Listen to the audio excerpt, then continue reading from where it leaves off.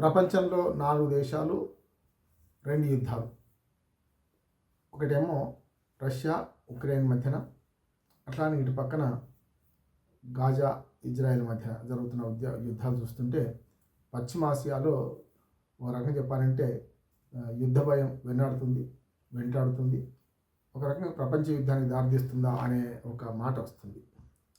దారి తీయకపోవచ్చు కనుక అందరూ అద్దాల మేడలో కూర్చున్నాం కనుక అద్దాల మేడ ఎవరు బగదలు పెట్టినా అణుబాంబు విస్ఫోటనం చెందుతుంది. ఎవరికి వాళ్ళు ప్రపంచం మొత్తం సర్వనాశనం అవుతుంది. కనుక అణుబాంబులు వినియోగించినంత కాలం, అణుశక్తిని యుద్ధాల్లో వాడినంత కాలం ఇట్లాంటివి అంటే మారణ హోమాలు జరుగుతుంటాయి. ఎక్కడికక్కడ మనుషులు చచ్చిపోతుంటారు. ఇప్పుడు ఈ యుద్ధాల్లో ఆల్మోస్ట్ ఆల్ 24 దేశాల మధ్యన 2 యుద్ధాలు జరుగుతున్న క్రమంలో 1,00,000 మంది వరకు ప్రాణ నష్టం జరిగిందని అంటున్నారు. ఈ దేశంలో సీతయ్య ఎవడు చెప్పినా వినడన్నట్టు డొనాల్డ్ ట్రంప్ రకరకాల వ్యాఖ్యానం చేస్తున్నాడు.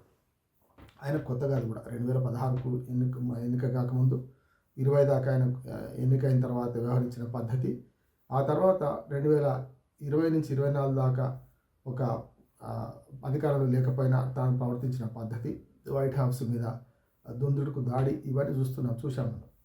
రహస్య పత్రాలు ఇంటికి తీసుకెళ్ళినట్టు ఆరోపణలు ఇవన్నీ కూడా చూశాం మనం.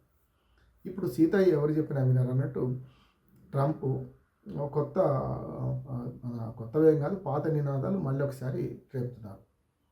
ప్రపంచంలో మరి గ్రీన్లాండ్స్ను కొనేస్తామని, అట్లానే కెనడాను కలిపేసుకుంటామని 51 రాష్ట్రంగా, మెక్సికో పేదరికాన్ని మేమెందుకు భరించాలి, అవసరమైతే కలవండి మా దేశంలో అని గోడ కట్టడం ఆపమని చెప్పి, అట్లాగే పనామా కాలువను కూడా మేము స్వాధీనం చేసుకుంటాం. ఎప్పుడో జిమ్మీ కార్టర్ అప్పటి అమెరికా అధ్యక్షుడు దాన్ని పనామాకు అప్పచెప్పడం సరిగ్గింది కాదు. మా సైనిక శక్తి కోసం, మా సైనిక దళాల అవతలికి పంపడం కోసం మేము ఏర్పాటు చేసుకున్న దాన్ని మా ఆర్థిక అవసరాలకు, సైనిక అవసరాలకు పంపడం కోసం చేసుకున్న పనామా కాలువను మీకు అప్పచెప్పడం ఒక రకంగా చారిత్రక తప్పిదం అని కూడా వ్యాఖ్యానించారు. వీటి మీద పెద్ద ఎత్తున ప్రపంచవ్యాప్తంగా ఆయన రాకముందే ఇట్లాంటి దుందుడుకు మాట్లాడుతున్నారు కదా, వస్తే ఏమవుతుందో అనే ఒక ఆందోళన కలుగుతున్నది. ఇప్పటికే అటు పక్కన ఏదైతే డెన్మార్క్ ఉందో, డెన్మార్క్ ఆధీనంలో ఉన్న గ్రీన్లాండ్ స్వాతంత్ర ప్రతిపత్తి కాలది. కానీ ఆ డెన్మార్క్ దేశం ఖండించింది గ్రీన్లాండ్ ఎట్లా స్వాధీనం చేసుకుంటారని చెప్పి దానికి కారణాలు కూడా చెప్పారు. మా సైనిక శక్తికి స్థావరం అక్కడ ఉన్నది కనుక స్వతంత్రంగా ఉన్నారు మీరు. ఎడారే కావచ్చు, ఒక రకంగా చెప్పాలంటే ఆ గ్రీను అంటే మంచు ఎడారే కావచ్చు, మీదంతా మంచిగా ఉండొచ్చు, మనుషులు తక్కువ ఉండొచ్చు, కానీ మాకు సైనిక శక్తికి ఉపయోగపడే ప్రాంతం కనుక, వ్యూహాత్మక భౌగోళిక ప్రాంతం కనుక మేము చేసుకుంటామన్నారు. దాంతోపాటు కెనడా విషయంలోకి వచ్చే ఎవరికల్లా మరింత బాగా తీవ్రంగా స్పందించారు. కెనడాకి ఇప్పటికే మేము ఆర్థిక శక్తిగా, సైనిక శక్తిగా పనిచేస్తున్నాం. కెనడాకు పెద్ద సొంత సైన్యం ఉన్నా కూడా వాళ్ళ రక్షణ వ్యవహారాలను మేమే చూసుకుంటున్నాం. ఉచితంగా ఎందుకు మా ప్రాణాలు తీసుకోవాలి, మేము మా సైనికులు నష్టపోవాలి, మా సైనికుల ప్రాణాలు ఎందుకు పోవాలి, కనుక మీకోసం మేము యుద్ధాలు ఎందుకు పాల్గొనలేదు అని అంటే, కనుక మీకు సైనిక శక్తిని అందించే క్రమంలో అయితే డబ్బులన్నీ ఇవ్వండి, లేకుంటే మా దేశంలో కలవండి. 51 రాష్ట్రాలు, ఇప్పటికీ 50 రాష్ట్రాలు ఉన్నాయి అమెరికాలో, 51 రాష్ట్రాలను కలిస్తే నష్టమే ఉంది అనే మాట అన్నారు. దానికి కెనడా ప్రధాని ఇప్పటికే ట్రూడో రాజీనామా చేసిండు. వేరే రాజకీయ పరిణామాల వల్ల సరే కొత్త ప్రధానిని ఎన్నుకోవడంలో మరొక 4 పోటీ పడుతున్నారు. అందులో ఇండియన్ ఆరిజిన్ ఉన్న మనకు వ్యక్తి కూడా, లేడీ కూడా పోటీ పడుతుంది. ఈ లెక్కను చూసుకుంటే మనకు కెనడా రాజకీయ సంక్షోభంలో ఉంది. ఈ దేశంలో మరింత ఈ ములుకుల్లాగా ట్రంప్ మాటలు వాళ్ళని వేధిస్తున్నాయి. అందుకని గతంలో ట్రంప్ గెలిచిన తర్వాత కలిసిన ట్రూడో ఏమి మాట్లాడలేక వెనుదిరిగారు. అంటే నూతిల వడ్డోని మీద 100 రాళ్ళు అన్నట్టు ఆ దేశం ఆర్థిక సంక్షోభంలో, సామాజిక రాజకీయ సంక్షోభంలో ఉంటే మేము కలుపుకుంటామనే మాట మరింత బాధించేది. అయినా సరే కెనడియన్లు ఇప్పటికే స్పందించారు, మేము కలవమంటున్నారు. ఇక పనామా కాలువ విషయానికి వస్తే నిజమే, కరెక్టే వాడు అన్నది.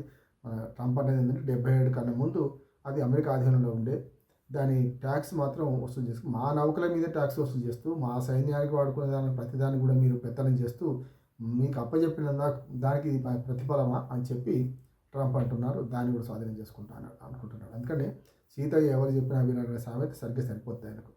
కానీ మాటలు బాగా మాట్లాడతారు, కానీ తీరా పదవిలోకి వచ్చిన తర్వాత పెద్దగా నష్టం చేయలేదు ప్రపంచానికి అని ఒక మాట కూడా వినొస్తుంది. గతంలో మనకు ట్రంప్ వస్తే లోకల్ అని చెప్పి H1B వీసాలు లేకుంటే వలస వచ్చిన వారిని బయటకు పంపించే క్రమం అనేది దాని మీద పెద్ద ఎత్తున చర్చ జరిగింది. కానీ ఆయన ఉన్న కాలంలో కంటే నష్టం మనకు జో బైడెన్ డెమోక్రటిక్ ఆయన వచ్చిన తర్వాతనే ఎక్కువ జరిగిందని నేను అనుకుంటున్నాను. ఎందుకంటే మొరిగే కుక్క కరవదు, కరికిచ్చే కుక్క మొరగదు అని అన్నట్టు మరి ట్రంప్ మాట్లాడుతున్నారు. కానీ నష్టం చేసే కాడికి వచ్చేవరకల్లా కొంత తనదైన రీతిలో గోడాగా వ్యవహరిస్తున్నాడని ఒక ఉన్నది. అందుకని ఇండియాకు మిత్రుడే అని అనుకుంటున్నాం కూడా. కనుక ఇండియా పట్ల ఎట్లా వ్యవహరిస్తాడు అనే దాని మీద కూడా ఉంది.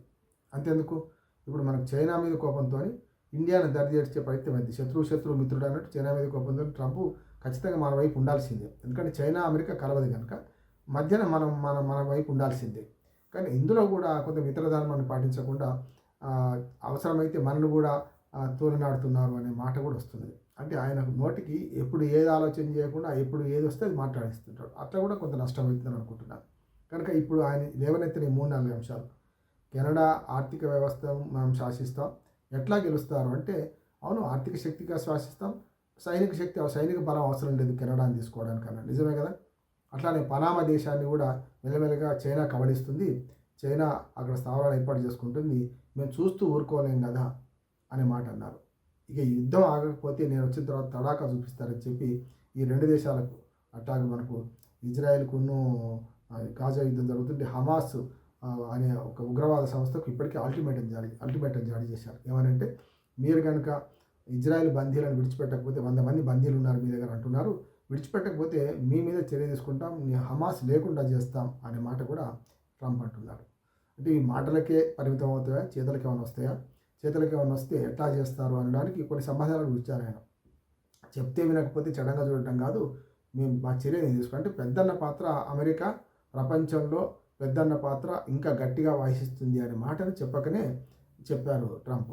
అందులో భాగంగానే ఏమన్నారంటే, ఆర్థికంగా కొన్ని దేశాల్లో తీసుకుంటాం, ఆర్థికంగా రాజకీయంగా కొన్ని దేశాలను చేసుకుంటాం, అట్లాగే యుద్ధపరంగా కూడా అంటే భౌతిక యుద్ధాలు అవసరమైతే చేసి కూడా మేము లోపల తీసుకుంటాం అంటున్నారు.